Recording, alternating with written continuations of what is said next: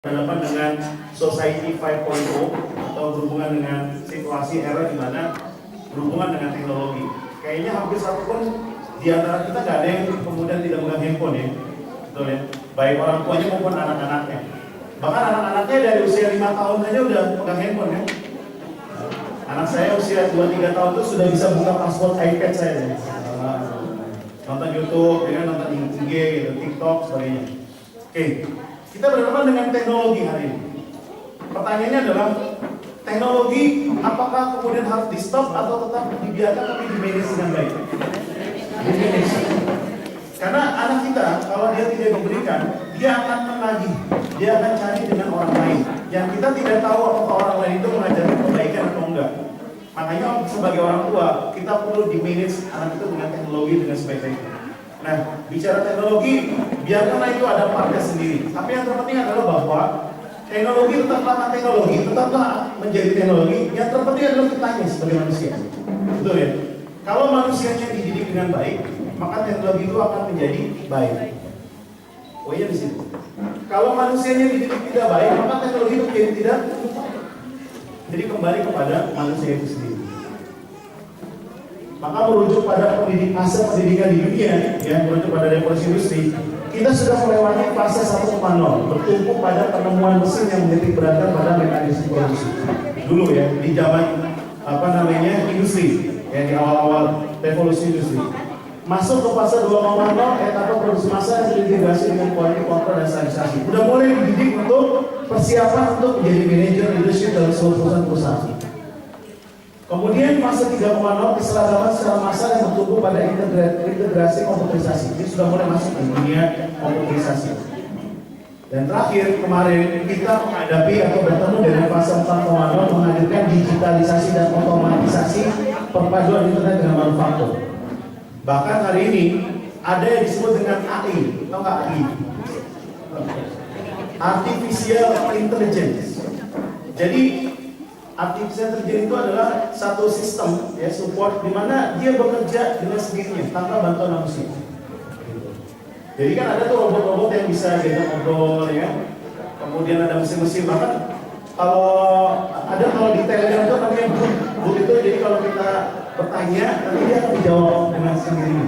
Jadi melalui pemrograman algoritma. Rumit lah itu rumit. Iya rumit. Ya. Tetapi itu terjadi di hari ini. Nah, akan tetapi tidak bisa dihindarkan tentang dari sisi manusia itu sendiri. Nah, oleh karenanya di poin 5.0 ini yang kita mau kemudian menghadirkan bahwa kalau di kami mencanangkan sudah jauh-jauh hari sebelum hadirnya kurikulum Merdeka, kan lagi kurikulumnya ini baru ya Merdeka. Sebelum hadirnya kurikulum Merdeka kami sudah diskusi panjang bahwa ternyata apapun yang terjadi di masa depan, yang paling terpenting adalah bagaimana menghadirkan pendidikan itu berbasis potensi genetika manusianya. Pendidikan itu dihadirkan berdasarkan potensi daripada si manusia ini sendiri, genetika manusia sendiri, karakteristik yang dibentuk. Jadi apapun dia nanti pelajarannya itu bisa tercover karena kita sudah mengcover dari segi genetikanya. Nah itu kira-kira gambarannya cara fase pendidikan ini kita tawarkan. Dan fase pendidikan itu potensi jadi manusia poinnya 4. Pertama, apapun kurikulumnya fokusnya pada manusianya. Iya dong, ya kan? Kurikulum boleh berganti, tetapi manusianya kan gak ganti. Ya, manusianya yang perlu kita pahami, dia seperti apa belajarnya. Makanya ada sebuah kaidah learning how to learn. Belajar bagaimana cara belajar. Kalau udah tahu, gampang. Gitu. Jadi mau berubah kurikulum ini gak masalah. Karena bicara masalah kurikulum itu luar biasa. Nanti perubahan itu kan gak mudah, betul gak? Waktu saya di fokus group discussion di Sekretaris Negara, itu didatangin ada para pendidik dari Papua datang pendidikan, para pendidik, pengajar dari Papua datang. Lalu dia pegang mic, ya waktu dikasih tanya jawab diskusi dia pegang mic, dia komplain. Dia bilang ini, Bapak, dia bilang ini, Bapak ini macam tidak mengerti saja. Kami di Papua baru mau menerapkan kurikulum dari yang sebelumnya, Bapak sudah kemudian launching kurikulum baru begini. Karena saking jaraknya jauh gitu. Ya, saya aja ke Mamarobo Tengah itu tengah-tengah bukit itu prosesnya panjang. Naik pesawatnya 2 kali. itu panjang proses pendidikan. Dia baru mau sosialisasi, baru mau diterapin, di pusat udah keluar kurikulum baru. Marah dia, komplain. Bagaimana kami mau menerapkan? Bapak sudah kemudian tentukan kurikulum baru. Dan saya yakin juga di sini kalau kita nggak inisiatif, ya di Padang Panjang kalau nggak inisiatif, mungkin belum sosialisasi kurikulum itu seperti apa. Tapi karena kita akses informasinya begitu luas hari ini, jadi kita inisiatif untuk mengambil informasi tentang kurikulum ini sendiri. Kedua, belajar mengajarnya selaras dengan potensi genetika manusia. Ketiga, pembangunan pribadi individu itu dimulai dari personality, mentality, morality, dan spirituality. Dan yang keempat, fokus pada pengembangan profesi. Kenapa fokus pada pengembangan profesi? Pertanyaannya, ada nggak yang saat ini terjadinya begini? Kuliah tinggi gitu ya. Kerjanya nggak sesuai dengan kuliahnya. Jadi, berarti kita sedang melakukan yang namanya biaya kebodohan, saudara. Stupid cost. Bagi kami begitu bahasa diskusi. Ya. Karena akan sangat produktif kalau biaya itu selaras dengan apa yang memang sudah kita desain buat mereka. Yang mau kedokteran dari awal udah disettingnya ke kedokteran. Jadi semuanya selaras. Semua punya desain ke depannya dengan baik. Jadi tidak ada lagi biaya-biaya yang sifatnya menjadi biaya yang hilang begitu saja. Meskipun kita tahu bahwa pendidikan itu di mana saja penting dan itu akan punya manfaat, tapi akan lebih bermakna lagi, lebih bermanfaat lagi kalau selaras dengan apa yang mau kita capai. Dan fokus kita ada di genetik. Kenapa genetik? Karena genetik itu kekal. Tempaan lingkungan bisa berubah. Ya. Rumusnya adalah fenotip sama dengan genetik plus lingkungan. Jadi kita nih dalam hidup ada dua faktor yang kemudian menjadi faktor utama dalam membentuk kita. Faktor genetikanya dan faktor lingkungannya. Faktor genetika itu adalah sesuatu yang memang sudah terberi sejak kita lahir. Bisa berupa bakat atau bisa juga karakternya. Dan lingkungan yang pada akhirnya membentuk kita seperti apa. Secara persentase ya, Pareto kita menggunakan genetik itu 20%, lingkungan itu 80%. Jadi dengan begitu berarti lingkungan berpengaruh dong pada kehidupan kita. Sepakat? Namun cara baca yang benar adalah bukan dari belakang ke depan, bukan kemudian lingkungannya kemudian setelah itu kemudian ke genetikanya, bukan. Cara baca yang tepat adalah temukan dulu genetikanya, lalu hadirkan lingkungannya yang tepat buat dia. Karena bagi kami, setelah kami melakukan riset bertahun-tahun, mereka yang bermasalah dalam hidup itu, baik orang tua, anak, guru, dan siapapun individu itu bermasalah, itu karena mereka tidak disesuaikan dengan genetikanya dia. Jadi lingkungan tidak ketemu dengan genetikanya dia. Ada anak, tipenya secara genetik, semuanya dicurhatin. Ma, aku mau curhat kok ini, gitu. Dia jatuh curhat, ada yang gitu, ya kan? Dia disengin kawannya, dia curhat, betul nggak? Tapi orang tuanya tidak tahu genetika anak ini, kalau dia anak ini adalah anak yang memang sering curhat. Apa kata orang tuanya?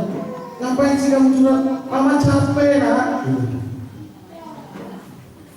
Akhirnya dia diam. Jadi mama nggak mau dengerin aku curhat. Ya mama capek, kamu lihat, mama lagi sibuk gitu. Dia akhirnya pergi ke bapaknya. Bapaknya baru pulang kantor. Pak, tadi aku mau cerita, Pak. Tadi aku, bentar, kamu capek, kamu jangan cerita. Wah, akhirnya dia nggak dapat penyaluran dia secara genetik. Akhirnya dia menjadi bermasalah. Gitu. Itu risetnya. Ya, karena dia tidak mendapatkan lingkungan yang tepat buat dia. Karena dia menggumpal semua emosinya masuk ke dalam. Akhirnya dia jadi orang yang suka marah-marah. Marah-marah itu kan sebenarnya pengen cari perhatian, gitu. Ya, betul kan? Atau bikin sesuatu ulah, gitu kan? Jadi di dalam prinsip kami tidak ada anak yang masalah, tidak ada yang nakal, tidak ada yang bodoh, tidak ada. Semua punya potensi terbaiknya.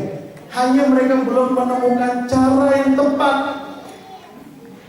untuk bisa mengembangkannya. Tugasnya tugas siapa?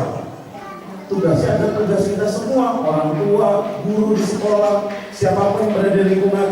Sehingga kita bisa mendapatkan yang namanya holistik, ya, sebuah aligning, kebersamaan dalam mendidik mereka. Kebersamaan dalam mendidik mereka. Ini yang perlu kita bangun bersama-sama sebenarnya. Ya. Maka genetik kekal tanpa lingkungan bisa berubah. Meskipun generasinya berbeda. Di sini yang generasi lahir tahun 70-an, boleh angkat tangan? Generasi lahir tahun 70-an. Oh, Masya Allah, luar biasa. Masih semangat belajar juga enggak? Generasi lahir tahun 60-an ada? 60? Masya Allah, ibu 60-an, Masya Allah. Beri plus dong buat ibu dong. Semangat ibu. Dari tahun 60-an, 80-an. Ya, Masya Allah. Banyak ya. Ini middle ini. 90-an lah, 90-an. Wah, ini angkatan baru nih ya, 90-an. Semangat. Yang dua itu belum ada yang dulu, masih sekolah. Oh, ada juga anak-anak ya. Iya. Nah, kita ini lintas generasi. Tapi kita adalah manusia yang sama, betul? Ya. Jadi kalau kita udah tahu genetikanya, tidak peduli dia berada di dia berada di lahir tahun berapa. Karena kita udah tahu genetikanya, maka akan mudah kita untuk komunikasi seperti itu. Contoh misalnya, bapak saya dengan istri saya dengan anak saya yang ketiga itu punya karakteristik yang sama. Ya nanti kita mau bahas nih dalam kesempatan kali ini. Jadi akhirnya komunikasi saya, cara kemudian bagaimana mengembangkan mereka sama. Itu yang disebut dengan genetik. Ada anak yang kemudian inginnya itu curhat, ada anak yang apa-apanya detail, semua ditanyain, ada anak yang kemudian dinasihatin, dia nasihatin balik. Nah, kamu ini, ya ayah juga begitu kan? Ya. Jadi luar biasa. Ada anak yang udah dikasih duit, kemudian tiba-tiba dia minta duit lagi. Loh, duitku mana tadi? Udah aku jajanin buat teman-temanku.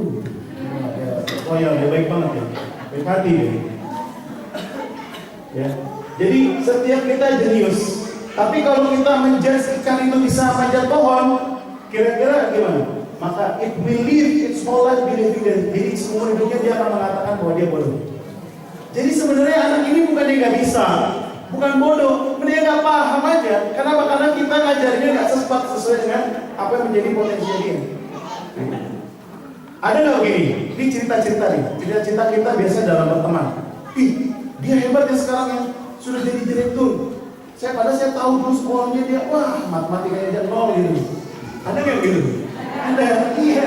Itu berarti dia udah menemukan kehidupannya dia sesuai dengan genetikanya, potensinya. Jadi kita berada pada situasi memulai dari awal bahwa setiap mereka itu bahkan di dalam diri kita semua punya potensi dan bakat. Cuma belum ditemukan caranya. Nah inilah caranya. Ada solusi untuk bersama-sama.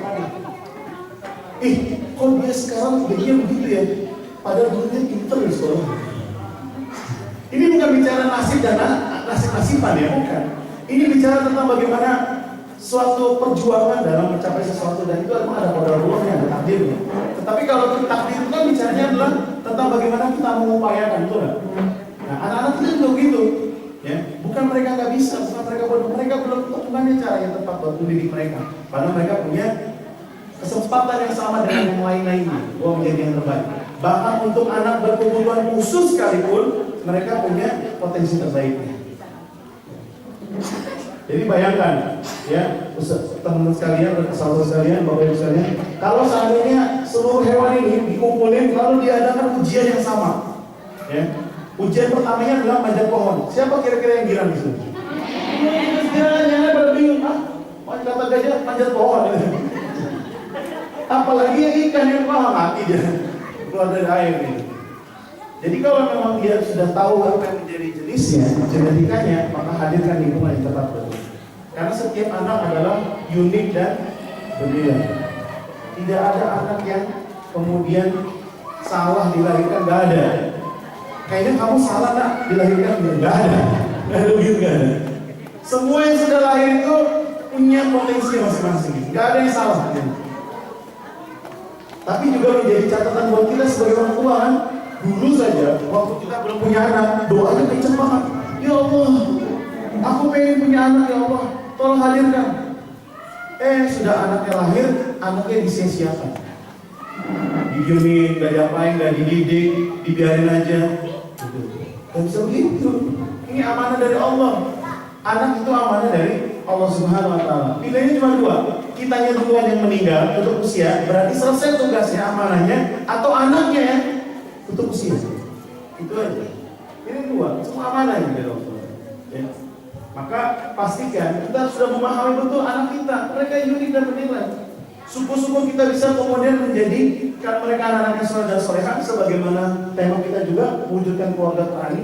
Ya, dekatkan mereka dengan Quran, mereka jadi anak yang soleh dan solehah, sehingga mereka bisa mendoakan kita kalau kita sudah tutup usia. Betul ya? Kan ada 3 amalan yang terus berlanjut, yaitu doa anaknya. Maka kita perlu pastikan anak kita soleh dan soleh. Tidak ada anak yang bodoh. Setiap anak dilahirkan memiliki potensi dan bakat terbaiknya. Clear ya? Jadi saya pengen ngajak kita semua paham, buka wawasan, ya, setting mindsetnya bahwa setiap kita melihat anak ini punya bakat dan potensi. Anaknya berpotensi. Kok dia begitu? Kok dia nakal? Kok dia bodoh? Dia belum ketemu aja dengan cara yang tepat untuk mengembangkan potensinya, atau dia belum menemukan orang yang tepat yang bisa mengembangkan potensinya. Sampai di sini kita sepakat? Sepakat ya? Oke. Jadi stop bilang bahwa anak kita nggak punya bakat. Stop bilang anak kita bodoh. Stop bilang anak kita nggak berguna. Kalau masih ada, maka mari kita sama-sama bertobat dan ucap istighfar. Astagfirullah. Kamu nih dasar anak nakal, nggak berguna, nggak punya bakat, itu salah. Ya, istighfar. Karena mereka ada titipan Allah Subhanahu wa taala, bagaimanapun kondisinya, mereka punya potensi terbaik. Oke. Nah, kenapa saya harus menyampaikan hal itu? Karena bakat itu adalah hadiah dari Allah. Bakat itu hadiah dari Allah Subhanahu wa taala untuk mereka. Kalau ustaz dan ustaz sekalian, Bapak dan Ibu sekalian, itu ngecek di Kamus Besar Bahasa Indonesia, arti kata bakat itu adalah dasar kepandaian, sifat dan pembawaan yang dibawa sejak lahir. Coba lihat, dibawa sejak lahir. Jadi mereka lahir itu, kita lahir itu punya bakat. Jadi kita perlu mengetahui.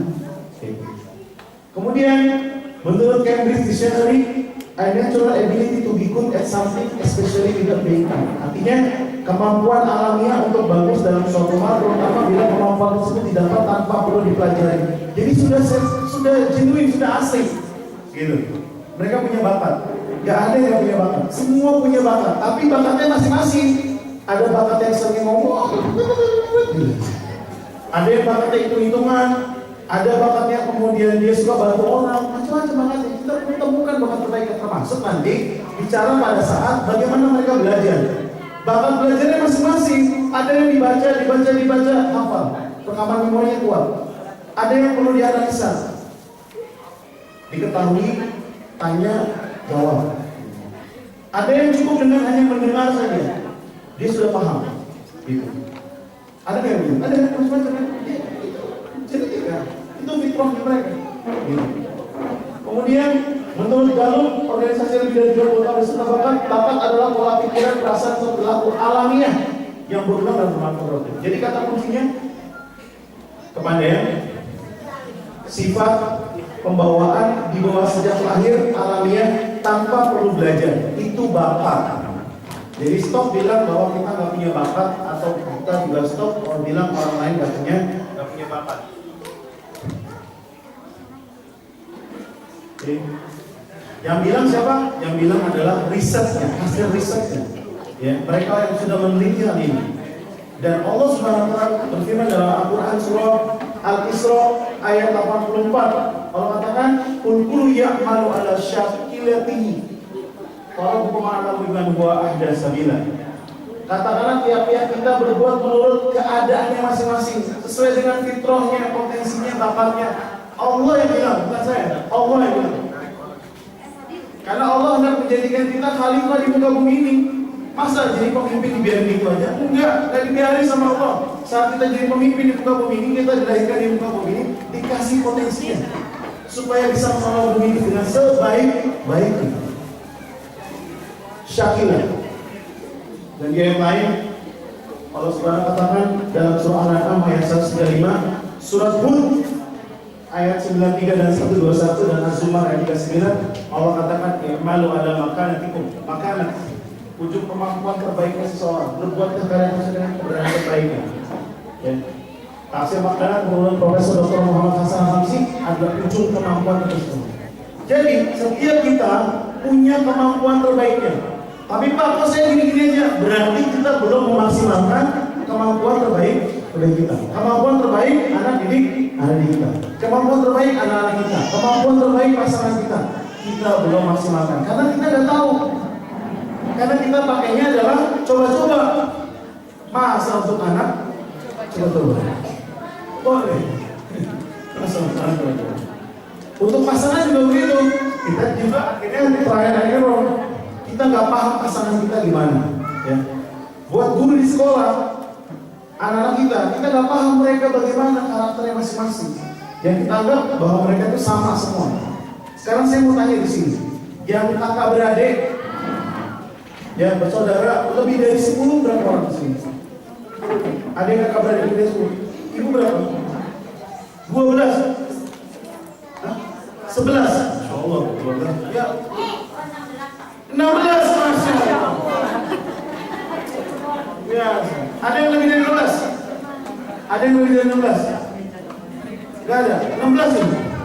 Kakak beradik berarti yang ya? 16 ya? Masya Allah. Ada yang lebih dari 16? Saudara ada?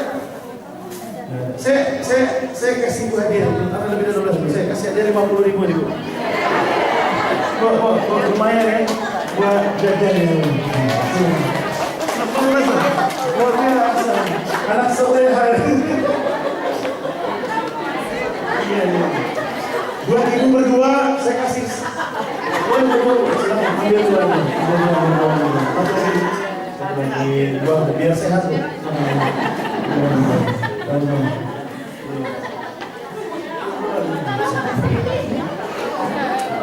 Itu kalau 16 gak cuma sekedar bikin tim bola. Ada manajernya. Iya. Yang 10 bersaudara, 10 bersaudara. 9 bersaudara, 8 bersaudara, 7 13. Kok nggak angkat tangan sih? 6 5 4 3 2. Anak tunggal. Ibu tunggal. Sama, saya juga anak tunggal. Tadi nggak angkat tangan. Dan itu panitia, boleh. Baik, saya mau tanya nih yang punya kakak beradik, mau nggak disama-samain sama kakak adiknya? Kenapa? Hah? Beda. Karena itu beda. Ya, tidak sama, betul. Terus kenapa nyamain anak di sekolah? Kenapa nyamain anak-anak kita kenapa disama-samain? Gak bisa. Kita juga nggak mau, mereka juga nggak mau. Sepakat ya nih? Ya, kalau kita nggak mau, anak-anak kita nih yang sekarang kita punya anak 2, 3, 4, 11 gitu kan, itu juga nggak mau mereka disama-samain. Karena kita berbeda. Kalau yang punya kakak beradik enak, disama-samainnya sama kakak adiknya. Kalau yang anak tunggal ya, disamain sama siapa, Bu? Anak tetangga. Jadi waktu saya kecil, SD kelas 3, ibu saya bilang sama saya, ya jadi waktu ketika itu saya nggak belajar, karena berisik sudah bisa. Aku kamu belajar, udah bisa, Ma. Enggak, kamu tentu harus belajar, gitu. Ya, Ma, kamu udah bisa, masa belajar lagi? Enggak, Mama boleh kamu belajar, semangat. Jangan malas, nanti nilaimu nggak bagus. Tapi udah bisa kok bisa ya. Kamu ini malas banget belajarnya, nggak kayak tetangga kamu. Tetangga saya, rajin belajar. Nah, karena saya punya tipe karakteristik yang gak suka diterima ini, saya bilang sama mama saya, yaudah mak, kalau emang dia lebih pintar dari aku, angkat aja dia jadi anaknya mama. Akhirnya ibu saya nangis, dan itu kayaknya saya ingat durhaka saya pertama kali sama ibu saya. Ya, emang kadang kan saya nggak tahu karakter ibu saya gimana gitu. Ibu saya juga nggak tahu karakter saya gimana. Ya lepas itu aja saya bilang. Tapi ternyata akhirnya setelah bertahun-tahun dan saya mendalami ini, saya tes dengan menggunakan genetic assessment ya. Untuk ibu saya, akhirnya saya tahu, oh karakter ibu saya memang begitu. Karakter ibu saya memang yang sukanya membandingkan. Gak apa-apa, itu sebagai bagian daripada contoh, karena dia suka lihat contoh-contoh. Dan saya tipenya orang yang keras, gitu, yang memang gak suka dibanding-bandingkan. Jadi akhirnya gak ketemu pada saya. Dan sekarang sudah paham. Oke. Nah, bagaimana cara mengetahui potensi dan bakat dalam dunia ini tuh banyak pendekatannya, ya. Bisa dengan menggunakan psikometrik atau biometrik. Biasanya buat teman-teman di psikolog menggunakan psikometrik, ya, dengan observasi, kuis, paper, dan pencil test. Hasilnya, namun kemudian biasanya kurang stabil, berubah karena dia ikut kepada kondisi saat itu. Kalau kita ngisinya nggak semangat, asal-asalan, berubah hasilnya dengan pada saat kita tes setelah di suatu waktu nanti. Contoh tes IQ, ada yang pernah tes IQ di sini? Berapa kali tes IQ? 2 kali, 3 kali? Kemungkinan berubahnya tetap ada, betul ya Pak? Berubahnya kan ada kalau dia tes 2 kali, 3 kali. Tergantung kita bagaimana mengerjakan pada saat itu. Tesnya bisa IQ, DISC, MBTI, misalnya. Nah, pendekatan lain oleh kalangan para biologi, ya mereka yang ahli biologi, mereka kemudian mengadakan satu riset tentang mengenali manusia dari sudut pandang biologi. Makanya nanti ilmunya muncul biopsikologi namanya. Dia menggunakan biometrik. Ada 3 biometrik yang terkenal, yang populer, yang kita akan sedang develop juga dengan fingerprint, biometrik, kemudian retina mata dan DNA. Cuma yang DNA masih dalam proses untuk penelitian. Yang sedang sekarang dilakukan populer dengan fingerprint. Hasilnya stabil, cukup 1 kali tes seumur hidup dan dia menggunakan kode atau coding. Itu yang kita kemudian coba populerkan hari ini biar lebih mudah karena dia mengenali secara genetika. Jadi gak pengaruh mau lagi sedih, marah atau lagi sakit, gak pengaruh karena cuma lihat pinjam fingerprintnya aja, ya, atau DNA-nya nanti. Ya. Dan ini sudah ada risetnya dari Profesor Zhe Guijing di Beijing University. Beliau meriset 40.000 sampel selama bertahun-tahun, sekitar 19 tahun studi. Beliau mengatakan bahwa dermatoglyph is the external assistant of human beings and brain and also be considered as a representation of real. Artinya ada di depan ibu masing-masing, kelihatan? Kelihatan artinya, terjemahnya? Gak kelihatan? Oh, itu tergantung iman. Gak kelihatan. Jadi dermatoglyph adalah merupakan eksistensi keluar dari gen dan otak manusia dan juga merupakan representasi dari DNA kita, DNA, adenin, timin, sitosin, guanin, ATGC. Itu representasinya, ATGC. Kemudian dan itu merupakan ya sebuah riset yang pada akhirnya dipopulerkan sampai hari ini dengan menggunakan secara fingerprint tadi. Nah, di mana letaknya yang kita perlu ketahui bahwa ternyata dalam diri kita itu mempunyai satu pendekatan dari segi karakteristik sesuai dengan diri. Ketidaktahuan kita dalam potensi bakat akan menimbulkan stupid cost, yaitu kebodohan akibat salah memberikan sekolah jurusan fakultas, opportunity cost, berikan kesempatan akibat salah jalan menempati jalan cita-citanya ternyata tidak berkesan dengan lain-lainnya, dan yang terakhir adalah hard cost, biaya ditimbulkan akibat stres, depresi, drop out karena beban pikiran yang tidak sesuai dengan potensi yang kita sayi. Jadi 3 poin ini yang kemungkinan terjadi kalau kita tidak mengetahui apa menjadi potensi dan bakat mereka. Stupid cost behavior adalah ketika tadi saya bilang bahwa banyak yang sudah selesai kuliah kerjanya tidak sesuai dengan kuliahnya, atau opportunity cost karena tidak kesempatan, harusnya 5 tahun sudah bisa mendesain yang terbaik buat hidupnya, jenjang karirnya, tapi kita mulai lagi dari awal. Ya. Kemudian hard cost B, kesehatan. Kalau misalnya ternyata kita akhirnya harus minjem uang berhutang untuk biaya pendidikan dan akhirnya malah kemudian tidak bisa maksimal, itu juga bisa berpengaruh. Nah, ini yang kemudian pengen saya sampaikan. Ya. Mendidik asik sesuai genetik itu dimulai dari kita memahami tentang potensi genetika kita ini seperti apa. Di paling atas, secara strata genetik, potensi genetika manusia dimulai dari memahami tentang beda laki dan perempuan. Laki-laki dan perempuan sama atau berbeda? Beda. Kalau sama berarti saya salah komunitas. Tadi saya bilang ya, bahwa slide yang saya tampilkan di sebelah sini, sebelah kanan saya atau sebelah kiri Bapak dan Ibu semua. Karena pada laki-laki itu, fungsi mata itu ya, yang dominan ada di sebelah kiri. Fungsi mata dominan ada di sebelah kiri. Jadi kalau laki-laki melihat sesuatu itu fokus. Nah karena dia posisinya sebelah kiri, itu memungkinkan laki-lakinya menghadap ke kiri. Dia fokus. Gitu. Kalau perempuan, fungsi matanya dua-duanya berfungsi dengan baik. Jadi ibu kalau melihat saya, kanan, kiri, atas, bawah kelihatan semua bu. Di wide angle gitu. Ya kan? Kalau laki-laki hanya satu aja fokus ke depan. Perhatiannya adalah pada satu titik. Makanya kalau dia lagi bawa kendaraan, ada yang cantik-cantik lewat, dia nengok kemudian.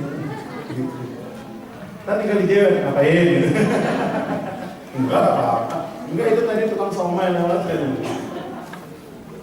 Ya, ditambah kemudian kromosom warna itu pada manusia itu di X kromosomnya. Ini recent. Jadi kalau nanya warna pada laki-laki, karena laki-laki itu kromosom X cuma satu kan, X kan. Maka cenderung kemudian pada laki-laki itu secara warna itu kurang banyak warnanya. Jadi merah saja. Ya, biru aja. Bahkan sampai kadang suka agak matching antara baju dengan celana. Itu memang karena warna ya. Tapi kalau perempuan, dua-duanya berfungsi dengan baik warnanya XX kan ya. Makanya warna itu beragam pada perempuan. Warna merah jadi apa? Hah? Warna merah jadi merah marun, merah jambu, merah delima, merah. Jadi kalau misalnya kita tolong sama suaminya ambil baju merah marun, dia ngambilnya salah terus merah. Ini merahnya sekarang. Itu karena secara genetiknya memang berbeda. Ya. Jadi bicara laki dan perempuan. Sekarang telinga. Berapa banyak di sini yang punya kesulitan manggil anak laki-laki atau suaminya? Ada? Kalau manggil anak laki-laki atau suaminya suka mengalami kesulitan, dipanggil nggak nengok-nengok atau nggak datang? Karena inputnya cuma satu, sebelah kanan. Jadi kalau bicara, pastikan laki-laki itu melihat kita, melihat lawan bicaranya. Kalau enggak, dia nggak fokus. Kita ngomong panjang lebar dia lagi main handphone. Apa tadi? Seperti tidak berdosa aja. Jadi inputnya sebelah kanan. Pastikan dia mendengar kita. Ya. Fokus. Kalau perempuan, dua-duanya berfungsi dengan baik. Satu telinga lagi ngobrol, masih bisa dengerin satu lagi dengan kita. Tukang bakso lewat juga dengar kan? Bakso. Kayaknya kalau lagi makan berdua sama suami atau pasangan, ya laki-laki, tiba-tiba ada yang lihat siapa yang paling respon awal? Perempuan, ibu-ibu. Karena dia sensornya kuat. Paling setelah itu kemudian laki-lakinya akan bertanya. Setelah istrinya kemudian bangun dari tempat makannya, dia ngecek, habis itu pas balik ke tempat makan, oke nih, ada apa?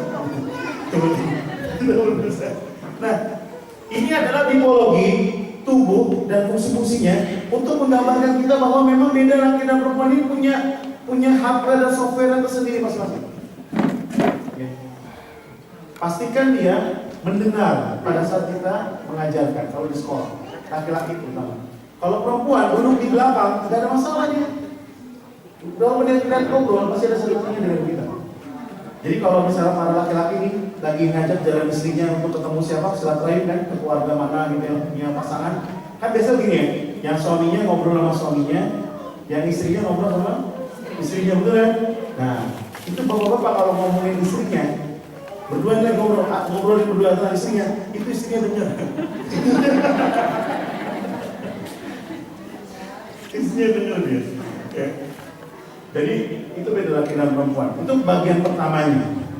Untuk cara belajar, laki-laki itu satu persatu. Makanya tadi setelah kemudian sesi pertama, saya minta break. Tahu nggak kenapa minta break? Karena menurut Tony Buzan itu, laki-laki itu perlu 5-10 menit untuk mengganti kotak untuk dia belajar. Jadi misalnya gini, dia tadi ngomong ini, awal lagi ngobrolin tentang dari Pak Tabrani ya, cerita. Nah, untuk kemudian ada hal baru lagi, laki-laki itu dia harus berpindahin kotaknya. Jadi kemarin cuma ada satu kotak aja. Jadi ibu kalau mau ngomongin sesuatu sama laki-laki, anak laki-laki itu harus satu persatu. Kita mau bicara tentang apa? Keuangan keluarga. Maka udah itu aja dulu ngomongin keuangan keluarga. Jadi di kotak kepalanya tuh dia keuangan keluarga di sini. Kalau mau ngomongin yang lain, mau bicara yang lain, itu kasih jeda, kasih rehat dulu 10-15 menit buat laki-laki. Ngomongin tentang masalah belanja ke pasar atau liburan. Nanti yang keuangan keluarganya dia taruh dulu, keuangan keluarga taruh, kemudian masukin lagi kotak liburan. Dan kita ngobrol. Laki-laki itu begitu, Bu. Saya kasih simulasinya ya. Ibu minta tolong sama anak laki-lakinya atau suami ibu. Tolong ya, ini sampahnya nanti kamu buang keluar. Nanti setelah kamu buang keluar, kamu ambil sapu di depan, terus ambil sapunya, mulai itu dibersih bentar. Sudah dibersih bentar, itu taruh sapunya di dapur sekalian, kemudian kamu cuci tangan, habis itu main.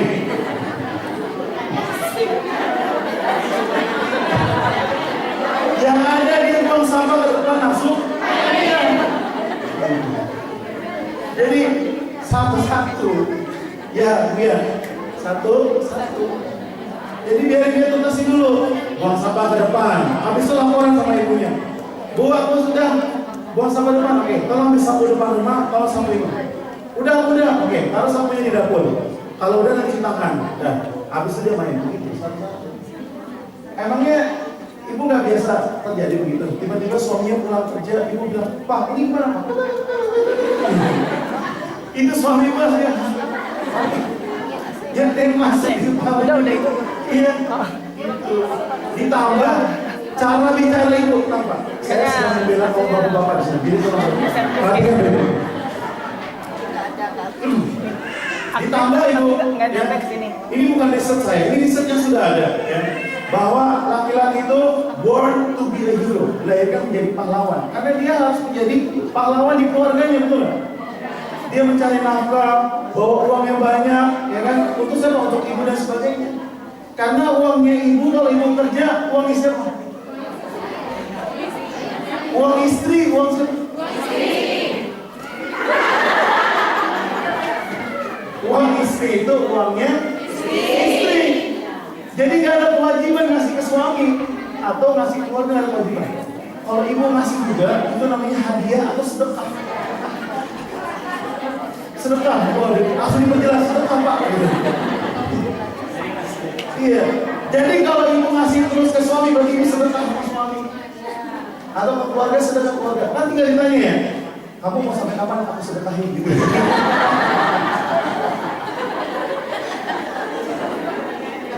Ya, ini genetik nih. Ini seperti fitrahnya. Kalau uang suami, uang siapa?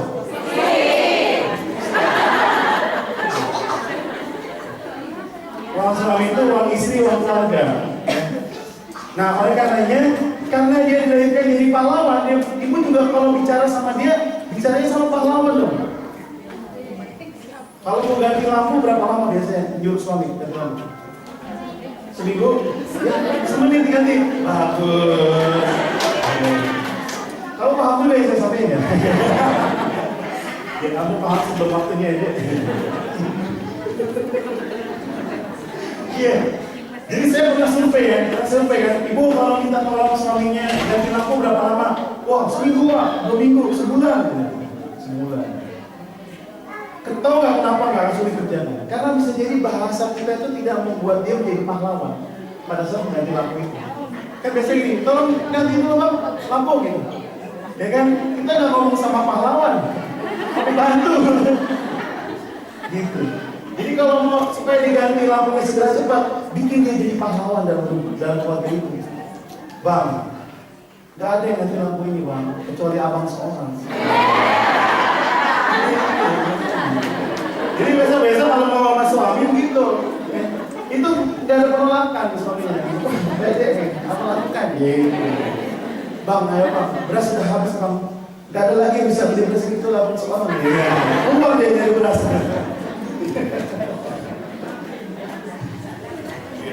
Emang kesannya kayak ini ya, kayak bercanda ya. Tapi ini beneran serius, saya bukan bohong. Ini risetnya begitu. cara kita berkomunikasi juga diperbaiki gitu. Karena man as a leader, woman as a manage gitu. Sudah fitrahnya begitu, laki-laki jadi pemimpin, perempuannya jadi supporting, jadi manajer gitu. Meskipun mungkin istrinya dominan, tapi tetap harus pahami bahwa laki-laki lagi jadi pemimpin gitu. Arijalu qawwamuna 'alan bisa. Nah itu perbedaan gender, ya penting. Kedua adalah bicara tentang potensi genetik yang ada di bagian mesin kecerdasan dan drive kecerdasan. Ya, mesin kecerdasan ini adalah bicara tentang operating system. Di dalam konsepnya ada yang disebut dengan istilah dengan sensing, thinking, intuiting, feeling, dan instinct. Jadi Stephen singkatannya. Sensing, thinking, intuiting, feeling, dan instinct. Sedangkan pada drive kecerdasan itu ada bahasa introvert dan extrovert. Stimulasi. Saya kasih contoh gini. Introvert dan extrovertnya dalam konsep Stephen, dalam konsep genetikologi itu bukan tertutup terbuka ya, bukan tertutup dan terbuka. Jadi introvert itu bukan tertutup bahasa di kamu, tapi adalah stimulasi, driving, motivasi. Jadi ada anak yang perlu ditantang, di challenge. Itu anak-anak yang dengan tipenya introvert dalam hasil tes kami. Kalau anak yang di reward, difasilitasi, itu adalah miliknya bagi mereka yang hasil tesnya adalah extrovert. Jadi begini contohnya, saya mau kasih sepeda sama anak saya. Ada yang introvert dan extrovert. Saya bilang sama anak saya introvert begini, Mas, ayo belajar. Ini kalau kamu nggak belajar, kamu nggak jadi beli sepeda gitu. Itu yang introvert. Dia akan semangat. Oh iya, aku ngerjain. Sama yang extrovert gimana? Mas, ayo dong belajar semangat, tapi dibeli sepeda. Gitu. Maksudnya sama nggak? Sama ya. Sama-sama pengen dibeli sepeda, sama. Sama, cuma cara kita bicaranya berbeda. Kalau itu dibalik, jadinya nggak efektif. Ya kalau dibalik jadinya nggak efektif. Yang introvert kita bilang, ayo semangat belajar nanti kamu dibelajar. Bagi dia, oh iya, oke, biasa aja. Apalagi yang extrovert, kita tantang-tantang, kita ancam-ancam dengan bentuk kita challenge. Ini kalau kamu nggak belajar nih, nggak jadi dibeli sepeda. Kata yang extrovert, ya udah, ya lagi, ya nggak perlu, karena nggak bisa. Gak masuk, gak ada respon untuk dia bisa menjadi driver. Ya, itu bedanya. Kemudian nanti ini kita bahas secara lengkap setelah ini. Setelah ini adalah kapasitas hardware, kapasitas otak atau IQ, kecerdasan kita. Setiap kita terlahir punya potensi dan bakat. Setiap kita terlahir pintar dan cerdas. Setiap kita terlahir pintar dan cerdas. Gak ada anak yang gak cerdas, semua cerdas. Ya. Pertanyaannya, cerdas itu diturunkan berdasarkan hasil risetnya. Tapi siapa yang menurunkan? Bapaknya saja? Siapa yang kemudian sepakat bahwa cerdas itu diturunkan dari bapaknya saja? Ini bapaknya nggak ada yang mau ini. Ini kaum kita lagi terjajah Pak. Aduh. Emang nasib kita Pak ya. Yang cerdas itu diturunkan dari ibunya saja. Yang sepakat bahwa cerdas itu diturunkan dari ibunya saja. Oke. Yang cerdas itu yang sepakat bahwa cerdas itu diturunkan dari bapak dan ibunya. Ya. Saya berpikir positif, berprasangka baik, yang tidak angkat tangan. Ini dari mana ya? Masa ya dari tetangga ya? Nggak mungkin kan? Ya Pak cerdas diturunkan dari tetangganya. Oh, tak ada apa hubungannya gitu. Ya. Jadi risetnya, anak itu cerdas itu diturunkan murni dari ibunya saja. Pak ulangi Pak. Iya. Jadi bapaknya nggak boleh ngaku-ngaku kalau anaknya cerdas. Wah cerdas nih, oh anak bapak kan bagi rapot nih, bagi rapot kan. Terus nilai bukan bagus, wah anak bapak pintar cerdas. Kata ibunya enak aja. Ini anaknya ibu nih. Gini ya maksudnya, dia cerdas itu diturunkan dari ibunya saja pada saat ibunya mengandung. Pada saat ibunya hamil, makan makanan yang bergizi tadi itu memiliki dampak pada kecerdasan sang anak. Ya. Makanya kalau bapaknya mau ngaku-ngaku anaknya cerdas, maka bapaknya harus hamil, mengandung. Saya itu nggak lain-lain. Jadi bapaknya kasih makan makanan bergizi pada saat ibunya mengandung. Jadi ada sumbangsinya, ada perannya. Di samping peran utamanya juga seorang ayah adalah memberikan pendidikan pada istrinya, supaya istrinya cerdas, supaya istrinya berkualitas, kasih makan makanan bergizi supaya sehat semuanya, nutrisinya baik. Pada saat anaknya lahir, anaknya dalam keadaan yang cerdas. Tadi kan Pak Tobrani ya beliau telah sampaikan bahwa ada satu kaidah tentang mendidik anak sejak dalam kandungan, itu penting. Jadi peran bapak dan ibu yang mendidik anaknya sejak dalam kandungan sehingga terlahir anaknya cerdas. Dan seorang ibu menjadi al-ummu madrasatul ula, madrasah pertama kalinya. Baru bisa bilang bahwa anak ini cerdas. Tapi Pak Agung, Sabar Agung, kita udah lahiran nih istri, udah kelewat gimana? Dingin lagi. Dimulai programnya. Terakhir, golongan darah. Di sini yang golongan darahnya A, siapa? Yang sudah hasil tes golongan darahnya A. Oke, golongan darah B. Oke, golongan darah B. A, B. O. Ya, banyak ya, ya. Jadi gini Bapak Ibu sekalian, sahabat-sahabat sekalian. Jadi bicara tentang potensi tadi di awal, kan kita judulnya mendidik seasik sesuai genetik kan.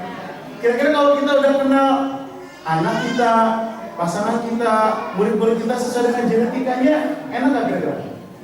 Enak, kita tahu kan, oh dia laki-laki, oh dia tipenya ini, oh dia golongan darahnya ini. Itu akan lebih enak. Oh drive-nya dia introvert atau extrovert, jadi kita tahu komunikasinya biar tepat. Itu maksudnya, poin dasarnya. Kenapa kita mendidik asik sesuai dengan genetik tadi? Nah di bagian akhir adalah golongan darah. Golongan darah itu sifatnya adalah respon, spontanitas di awal pada saat orang interaksi atau aktivitas. Ya.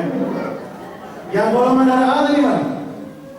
A ini adalah dia orang yang secara respon di awal itu adalah apa-apanya dianalisa, apa-apanya dipikir-pikir. Jadi nggak mudah kalau ngomong sama golongan darah A itu langsung dia itu nggak bisa. Dia pikir dulu dia, maksudnya gimana, ini bagaimana. Itu golongan darahnya A.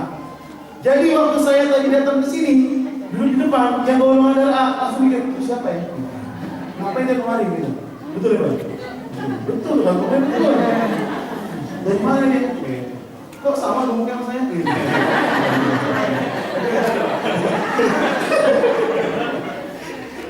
Itu jadi analisa, A itu analisa. Dia pikir-pikir. Ya, gak mudah buat keputusan di golongan darah A. Golongan darah B. Tadi kayak banyak udah gak tahu. Bukan, karena golongan darah B udah dekat dari golongan darah A. Enggak, nah itu kan.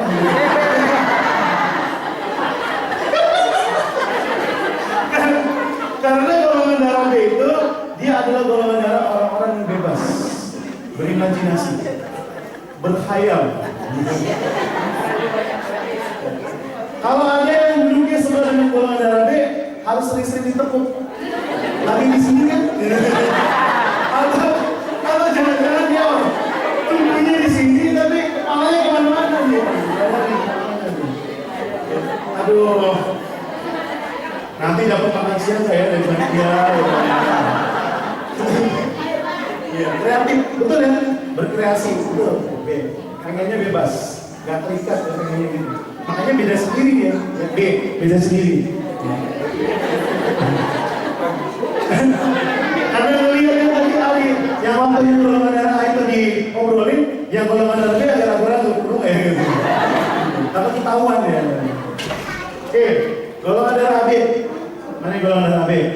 Ayo, ini AB kan? Bukan tadi banyak loh. AB. AB itu adalah apa-apanya perlu bukti. Ya. Jadi respon awal itu orang golongan darah B itu apa perlu bukti. Dia nggak akan mudah percaya sebelum ada buktinya. Aku cinta kamu, aku cinta aku, ada buktinya. Itu adalah Ben. Gak mudah dia langsung sebelum ada jelas. Nah, yang menarik golongan darah O. O atau O? Mana golongan darah O? Wah, hampir sepenuhnya ya semuanya ini. Ini golongan darah O. Anda datang hari ini itu memang sudah respon dari golongan darah ini. Karena keingintahuan yang tinggi. Ya. kepo ya. Itu cara apa sih? Kayak bagus tuh. Dari mana yang bicaranya? Oh dari luar ya? Oh ya. Jadi Anda mau ngikutin materi saya atau ngeliat saya? Karena respon awalnya Anda pengen lihat orangnya kayak gimana. Ini penampakannya begini. Ya untungnya gambarnya nggak jauh-jauh ya. Karena di beberapa tempat lain, foto saya dipasang di sepatu yang kurus tuh. Saya lagi menipu. Saya aslinya begini sekarang. Gitu. Tes, baik. Nah jadi golongan darah O itu adalah fokus pada orang. Orang. Dia orang yang mudah percaya sama orang. Bahkan dengan orang yang baru sekalipun dia bisa menyapa. Gimana